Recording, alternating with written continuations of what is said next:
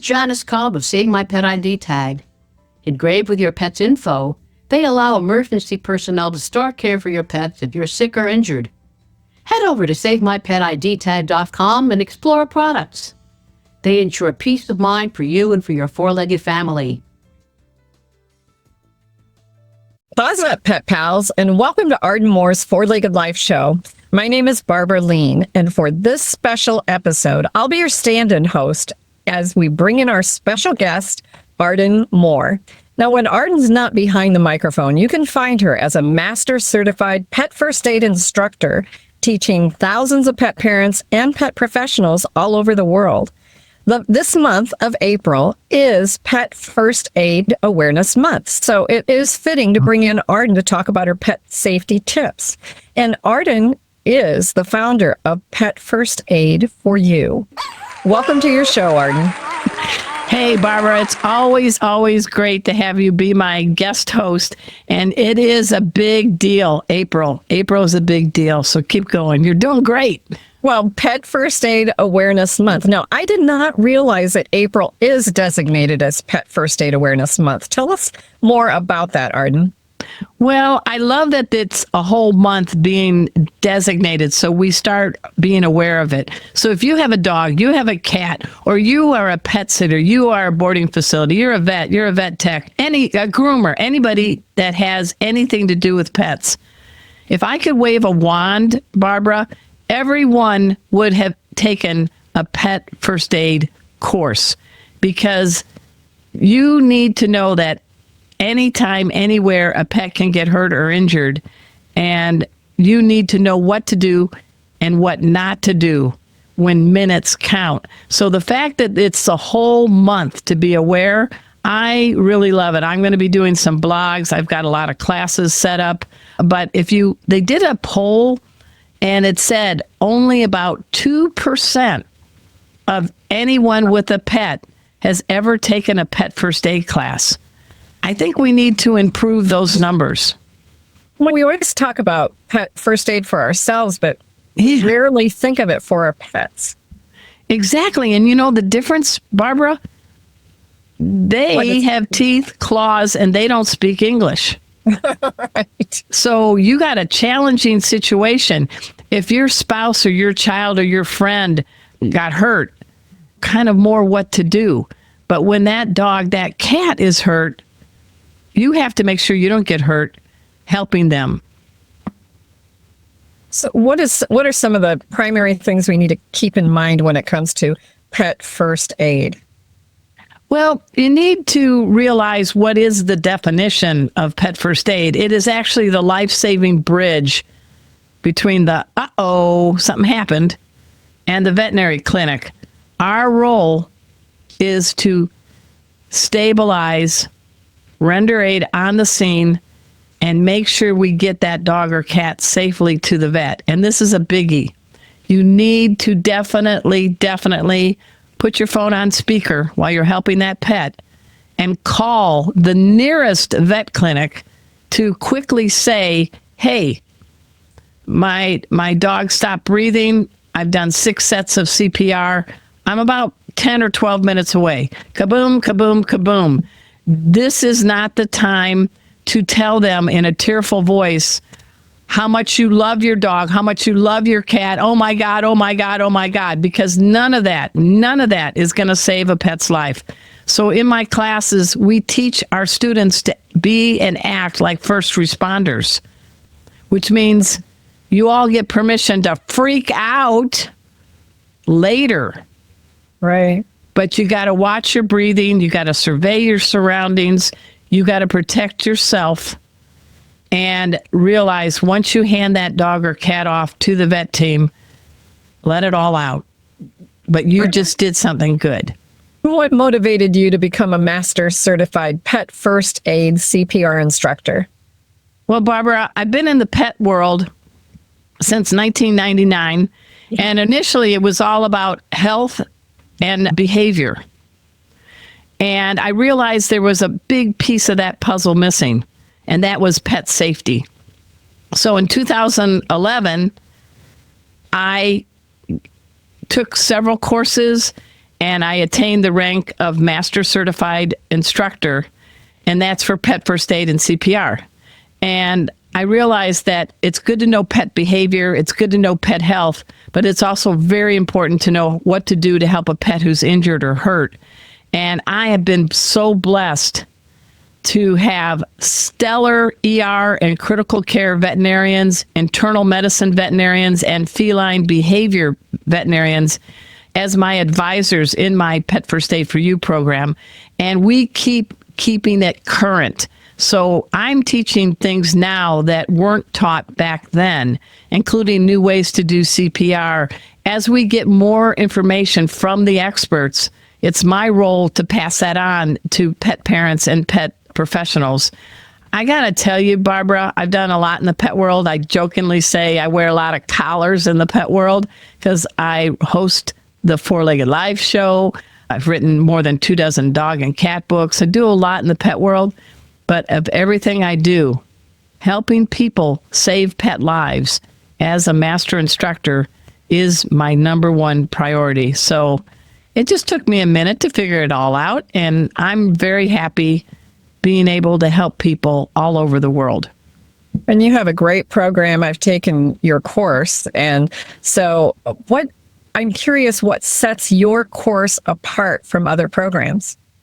Well, I think the fact that we stay current is very important. I think that the fact that I have a stellar group of advisors I jokingly say they have like Vanna White initials after their names because they're certified in all areas of veterinary medicine. But the big one, well, besides making it fun, I want you to know when you are in a class and the instructor makes it fun and you get to interact and you get to participate and you don't feel scared, your brain actually is more able to take in information. But my secret weapons, purr and bark, and they answer to the names of pet safety dog Kona and pet safety cat Casey.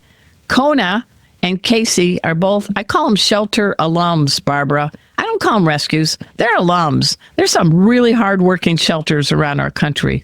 Secondly, both of them are very well trained and both are certified therapy pets. So when they're not helping me in a pet first aid class with the students, they're with me at memory care centers, libraries, schools, other places to be pet ambassadors.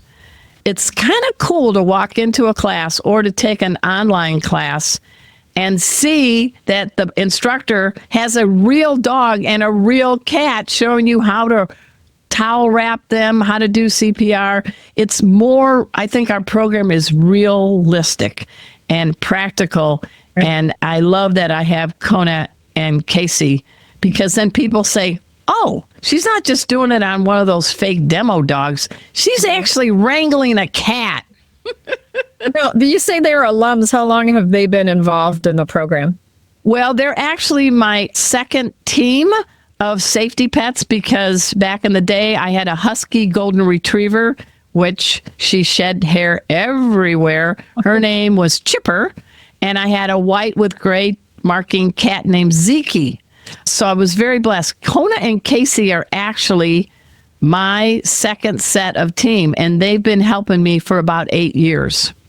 And they know what they're doing. That is so obvious. And Arden, as you say, we need to take a break. So sit, stay, and we'll be right back. Hey, have you heard? Four-Legged Life has a new digital newsletter. Here, let me show you how you get yourself subscribed. So you just type in Four-Legged Life, and that'll take you to the website. There we go. And this magic thing just appears, and you type in your email address. I'll use, let's see, how about coolestdogever@gmail.com. That's me. And then you just click on this thing here. There you go. It's the new digital newsletter from Four-Legged Life. Get subscribed today. Thanks for joining us for Arden's Four-Legged Life show. And we're talking about her Pet First Aid for You program. And Arden, I'm curious, as we come back from the break, what are some examples of how your students have saved their pets by taking a Pet First Aid course? Do you have some examples you can share with us? Yes, and I get a lot of people that reach out to me by phone, by email. So on my website, petfirstaidforyou.com, you'll see some of the testimonials. But let me share. About 6 months ago, a gal her name is Christy. She took my class, and I was teaching her how to stop an arterial bleed, because there's 3 types of bleed. The worst is the one that's bright red and spurting. And if you don't do anything to slow that blood down, that dog, that cat can actually die from bleeding out in 5 to 7 minutes. So Barbara, picture this. She's driving her car. She has her dog, she thinks, safely secured in the back seat. And I love his name, Mr. Finnegan. He's a medium-sized dog. And she thought she had the seatbelt strap snapped into the seatbelt and clipped onto his harness. She had the back window open. She's going down a road. He jumped out of the car, out of a moving car, into the Meridian. Oh, no. She turns her car around, puts her hazards on and everything, and notices her beloved Mr. Finnegan is profusely bleeding. Oh, no. She told me, she said, in my head, you were there, Arden. I kept saying, I have permission to freak out later, and I know how to stop an arterial bleed. So she put pressure, it was actually his back leg, on the artery between the heart and the back leg, which is the femoral artery, held it, and kept her dog calm, kept herself calm, because you should never freak out. You should never apologize. You'd never baby talk. It's like, hey, Mr. Finnegan, I'm here for you. She flagged down a guy in a brand new pickup truck. That gentleman is an angel. He got them to the vet, and his brand new cat was full of blood. Oh, no. Mr. Finnegan lived. And she said, you helped me keep my cool, and you showed me how to save his life. Wow, that's a great story. And Arden, I've noticed in your courses, you do a lot of anchoring like that, so people can remember when there is an emergency, what they need to do. And so that's just a testament to the course. I think it's a great course because they know what to do when the emergency happens. Yeah. Well, we teach a lot of pet professionals, Barbara. And that means I teach professional pet sitters that go into a person's home and anything can happen. I teach people that run dog and cat boarding and daycares. I work with veterinary teams, groomers, and so on. And Ash Vaughn is the owner of Canine Republic. It's a really stellar boarding and daycare for dogs in Plano, Texas.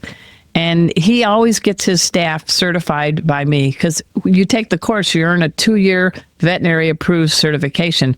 So Ash recently told me that one of his staffers took my class. We went there, and about a week later, this person recognized this early signs of bloat in a client's dog in one of the boarding stalls, which is a swollen belly. They kind of gurgle out stuff, but they don't really vomit. There's no pieces of vomit, and their gums are pale. And this is life-threatening, and it's always better to be a little early than a little late. And they got that dog to the vet clinic, called the parents, the pet parents. That dog had emergency surgery to correct the flip in the stomach, and the dog lived. Wow. That's a great story. You also have one that has to do with dental floss. Now, we don't think of that as being something that is hazardous or dental floss, but it can be to a pet. Yeah, they're not flossing their teeth like we are. But my sister had a beautiful Bichon Frise mix, a rescue, named Maddie. And Maddie had the curiosity of a cat, and she got into anything and everything. And I was at my sister's house while she was traveling, and I heard this noise, Barbara, like crunch, crunch, cough, cough. And when I got to the living room, I noticed that this 20-pound dog had found one of those plastic dental floss containers, had crushed it. It was in her mouth. As I rounded the corner to the living room, I saw her pass out.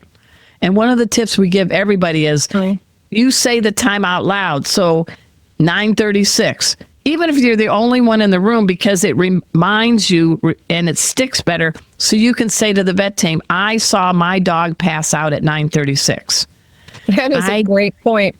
Yeah. So I got in, and fortunately the metal clip from the dental floss had not gone all the way down. It was right here. I was able to retrieve it from her throat.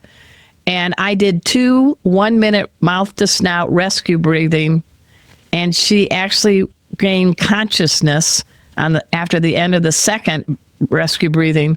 And this, you guys got to know this. Sometimes you do CPR or something like that, and they pop up like toast, like, "Hey, what's happening? How's it going?" And What's been going on? Mission to freak out later. I am not a veterinarian. I took that mess. I took Maddie, called ahead. We went to the vet. She got x-rayed to make sure she didn't have anything else that she had swallowed. So again, we don't replace veterinarians. We're there on the scene, and we're doing our best to get that pet to the vet. And fortunately, she didn't get into anything else, but my own sister's dog I had to save. Wow, these stories are like great testimonials, because you never know. You never know when an emergency is going to come up for a pet. And to be able to have that training and know what to do is so powerful. And Arden, I think we could be here all day with your stories, because you've been doing this and you have a lot of stories that you can share. We talk about having first aid kits for ourselves, bring them in our car. We have first aid kits. But what about a pet first aid kit? Is that important? Yeah, And it's what are very some important. items that should be in it? Yeah, I actually created one with a company, Alcott, and it's on my website if you want to order it. If you're in the 48 contiguous states, please. It is petfirstaidforyou.com. But I, like you, keep a kit in my car. I keep a kit at home. And I always go through all the ingredients every 6 months. And you're like, well, how do you remember?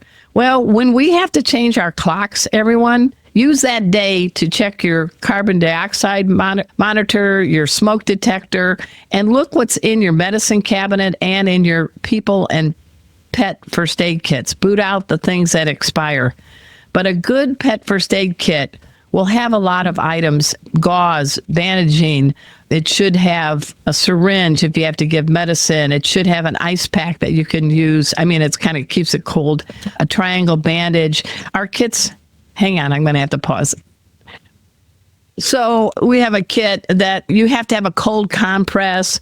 You should have an emergency blanket. So alcohol, pads, antiseptic wipes, a fancy big long word called diphenhydramine. What? It's just an antihistamine ingredient that keeps the throat open, and it doesn't have the pet go into anaphylactic shock if they get stung by a bunch of bees and their throat is closing. You definitely need a styptic pencil in case they yanked a nail out with the bleeding, and even tongue depressors that you can use for splints. And there's a whole list of it. But the bottom line is be prepared, because accidents can happen, injuries can happen to 2, 3, and 4-leggers anytime, anywhere. Right. And you mentioned your website, Arden. I think it's important to mention that it's Pet First Aid, the number 4, the letter U.com. So it's Pet First Aid, the number 4, letter U.com. There you go. So you can go there. There's a lot of information. You can learn about Arden's courses that she has and get more information about how to get pet first aid for your pet. But one other thing I wanted to mention, Arden, you created a mindset that you use. It's called Mutgyver. Yeah. And so I'm curious, what is Mutgyver? Mutgyver! Well, it is, I believe that you got to use your wits when something happens to a pet. And unfortunately, none of us are having a pet first aid kit around our neck like a pendant 24/7. So there are going to be times where your pet gets injured and you're far from a vet and you don't have a first aid kit. What do you do? So I teach a number of hacks. I call them Mutgyvers for my students in our courses. And one of them is, if you got a dog or a cat that is lame, that's coming up, the bone hasn't broken through, but you don't want them to put weight on that bone, on that leg, en route to the vet, You can use bubble wrap or a hand towel around that leg. Then you need something stiff like, I don't know, go to your kitchen and get wooden spoons or get tongue depressors or emery board sticks. And then use a leash or a bandana to tie it all in. And that keeps that leg stable en route to the vet. And if you have a big dog and you need to get them in the car and it's hard for you to try to lift that dog up, I use a pool noodle. Well, sort of. I take a bath towel, fold it in half, stretch a leash across horizontally at the start of the roll that so that the leash is inside that towel. It looks like a pool noodle. You put that under the armpits of the two legs and you hold it up and you've got the straps from the leash to stabilize you. So you're not hurting them, but you can guide them into the car by taking some weight off of their legs. We do a whole bunch of Mutgyver tips in our classes. So it's kind of like having that mindset of being resourceful to use whatever's on hand, so that you can improvise and use something that's going to be helpful for your pet. I like that idea, the leash and the towel, to use that. I would not have thought of that. So I think that's great advice. So if I want to learn, where do I go to sign up for that? You go to petfirstaidforyou.com. That's petfirstaid, the number 4, the letter U.com. Arden, what parting message would you like to share with our pet pals that are tuning in today? It's this, Barbara. I am so blessed to have my life shared with cats and dogs, and I know my pet pals out there feel the same. Pets do a human good, and if you can do something great for them by learning and what to do in a pet emergency, take my class. I promise it's fun, it's practical, and it's life-saving. Thanks so much for making our tails wag by watching this guest interview from Arden Moore's Four-Legged Life. Four-Legged Life. Make sure to subscribe so you're up to date with all of our Four-Legged Life content. Four-Legged Life. Four-Legged Life.